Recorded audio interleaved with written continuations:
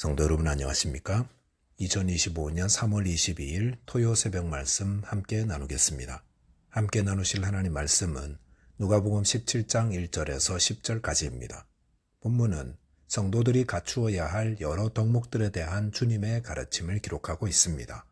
본문을 통해서 성도는 이웃을 사랑하고 용서하되 또 절대적 믿음과 헌신으로 하나님을 섬겨야 함에 대해서 묵상하겠습니다. 첫째 묵상할 내용은 성도는 이웃을 사랑하고 용서해야 한다는 것입니다. 본문 1절에 보시면 예수께서 제자들에게 이르시되 실족하게 하는 것이 없을 수는 없으나 그렇게 하는 자에게는 화로다 라고 하였습니다. 여기서 실족하다의 본래 의미는 덫이나 올가미를 의미합니다. 즉 실족해 한다는 것은 고의적으로 누군가를 영적, 육적으로 죄악에 빠뜨리는 것입니다. 주님은 세상 사람들이 사는 곳에는 실족해 하는 일이 불가피하다고 하십니다. 하지만 남을 실족해 하여 죄를 짓게 하는 자는 화로다, 무서운 심판을 받게 된다 하십니다. 성도는 자신의 말과 행동이 다른 사람을 죄짓게 할 수 있음을 알아 주의해야 합니다. 본문 2절에 보시면 그가 이 작은 자 중에 하나를 실족하게 할진대 차라리 연자 맷돌이 그 목에 매어 바다에 던져지는 것이 나으니라 하였습니다. 여기서 작은 자란 믿음이 약한 형제를 의미합니다. 주님께서 실족에 대한 말씀을 하시면서 이 작은 자 중에 하나를 실족하게 됨을 말씀하신 것은 누구보다 쉽게 유혹받아 실족함으로 죄를 짓게 되는 사람이 믿음이 약한 초신자들이기 때문입니다. 이들은 먼저 믿은 자들이 하는 말과 행동을 여과 없이 그대로 받아들입니다. 좋은 것도 그대로 받아들이고 나쁜 것도 그대로 받아들입니다. 그런데 이렇게 믿음이 작은 자를 부추겨 죄를 짓게 하고 실족해 한 자는 어떤 형벌을 받는다 했습니까? 연자 맷돌을 그 목에 매어 바다에 던져지는 사형을 당하는 것보다 더 무거운 형벌을 받는다 했습니다. 연자 맷돌은 곡식을 빻기 위해 나귀가 끄는 큰 돌입니다. 고대 시대에는 공공질서를 파괴한 극악한 자를 사형시킬 때에 이처럼 무거운 돌을 묶어 바다에 빠뜨려 죽이곤 했었습니다. 즉 믿음이 약한 초신자들을 시험에 들게 하고 죄를 짓게 한 자는 하나님의 큰 심판을 받게 된다는 것입니다. 성도는 이웃을 사랑하되 자신의 말과 행동으로 다른 사람을 실족해 하지 않도록 조심해야 합니다. 본문 3절에 보시면 너희는 스스로 조심하라.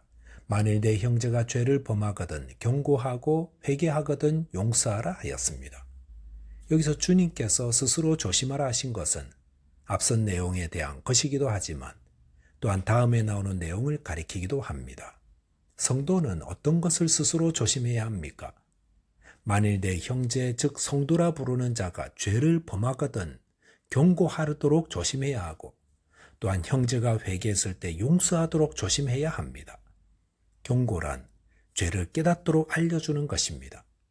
성도들은 함께 믿음을 가진 분이 신앙적으로 도덕적으로 죄를 범하고 그 죄를 회개하지 않고 있다면 그에게 죄를 깨닫도록 알려주어야 합니다. 이런 말씀을 드리면 어떤 분들은 왜 다른 사람의 죄에 간섭하느냐고 물을지 모릅니다. 성도가 다른 형제의 죄를 경계해야 하는 이유는 성도가 속한 신앙 공동체는 거룩한 곳이기 때문입니다. 죄는 누룩과도 같습니다. 한 사람의 죄를 방치하면 그것은 누룩처럼 온 교회를 죄로 가득하게 만듭니다. 그러므로 경계하여 죄를 깨닫고 회개하게끔 도와주어야 합니다. 그것이 그 사람을 살리는 것이고 교회를 살리는 것입니다. 또한 회개하거든 용서하라 하였습니다. 죄 지은 자가 회개했을 때 아무 일 없었던 일처럼 용서하는 것 쉬운 것이 아닙니다. 하지만 주님은 형제가 자신의 행동에 대해 가책을 느끼고 잘못을 깨달아 돌이키면 용서하라 하셨습니다. 본문 4절에 보시면 만일 하루에 7번이라도 내게 죄를 짓고 7번 내게 돌아와 내가 회개하노라 하거든 너는 용서하라 하시더라 하였습니다. 주님께서 7번까지 용서하라는 것은 무한대로 용서하라는 것입니다. 회개한 자가 죄를 짓고 또 회개했다고 했을 때 그를 또 용서하는 것 쉬운 일이 아닙니다. 하지만 주님께서 우리를 어떻게 용서하셨습니까? 우리도 죄를 짓고 회개한 후 또 죄를 짓고 회개할 때마다 주님은 용서해 주셨습니다. 저와 여러분이 예수님의 용서를 본받아 형제를 사랑하고 용서하는 자 되시기 바라겠습니다. 둘째로 묵상할 내용은 성도는 믿음과 헌신의 마음으로 하나님을 섬기고 사랑해야 한다는 것입니다. 본문 5절에 보시면 사도들이 주께 여짜오되 우리에게 믿음을 더하소서 하니라고 하였습니다. 예수님의 가르침을 듣던 제자들은 자신들의 믿음이 없음을 깨닫고 믿음을 더해달라고 요청하였습니다. 즉 예수님의 가르침은 신앙적으로 도덕적으로 매우 높은 기준을 제시하고 있었기 때문에 제자들의 믿음으로는 감당할 수 없었던 것이었습니다. 본문 6절에 보시면 주께서 이르시되 너희에게 겨자씨 한 알만한 믿음이 있었더라면 이 뽕나무들어 뿌리가 뽑혀 바다에 심기어라 하였을 것이요 그것이 너희에게 순종하였으리라 하였습니다. 제자들로부터 믿음을 더해달라는 요청을 들으신 예수님은 믿음의 근본 원리에 대해서 말씀해 주셨습니다. 주님은 겨자씨 한 알만한 믿음을 이야기하셨습니다. 겨자씨란 유대인들이 가장 작은 것을 이야기할 때 사용하던 표현이었습니다. 그런데 왜 모래나 먼지 같은 믿음이라 하지 않고 겨자씨 한 알만한 믿음이라 하셨겠습니까? 그것은 겨자씨는 비록 작지만 그 안에 생명이 있어서 큰 나무로 성장할 수 있기 때문입니다. 우리의 믿음도 마찬가지입니다. 믿음은 비록 적은 양이라도 그 믿음이 진실된 믿음이라면 그것은 엄청난 능력을 발휘할 수 있다는 것입니다. 성도가 힘써야 할 것은 무엇입니까? 그것은 큰 믿음이 아니라 바른 믿음입니다. 이렇게 주님을 향한 흔들리지 않는 바른 믿음이 있다면 이를 통해 놀라운 일을 이룰 수 있습니다. 본문 7절, 8절, 9절에 보시면 너희 중 누구에게 밭을 갈거나 양을 치거나 하는 종이 있어 밭에서 돌아오면 그더러 곧 와 앉아서 먹으라 말할 자가 있느냐? 도리어 그더러 내 먹을 것을 준비하고 띠를 띠고 내가 먹고 마시는 동안에 수종 들고 너는 그 후에 먹고 마시라 하지 않겠느냐? 명한 대로 하였다고 종에게 감사하겠느냐? 라고 하였습니다. 7절에서 9절, 10절까지는 하나님 앞에서 겸손히 순종해야 함에 대해서 교훈하십니다. 주님은 당시 종들이 밭일과 양치는 일을 하는 것을 그들의 의무로 이야기하셨습니다. 그런데 당시에 종들을 데리고 있는 사람들 가운데 어떤 주인도 그 종들이 하루 종일 일하고 왔다고 해서 그 종에게 수고했으니 와서 먹고 마시라 할 사람이 없다고 하였습니다. 오히려 주인은 주인의 먹을 것을 준비하고 주인이 먹는 동안 수종 들고 그 후에 먹고 마시라 한다 했습니다. 본문 10절에 보시면 이와 같이 너희도 명령받은 것을 다 행한 후에 이르기를 우리는 무익한 종이라 우리가 하여야 할 일을 한 것뿐이라 할지니라 하였습니다.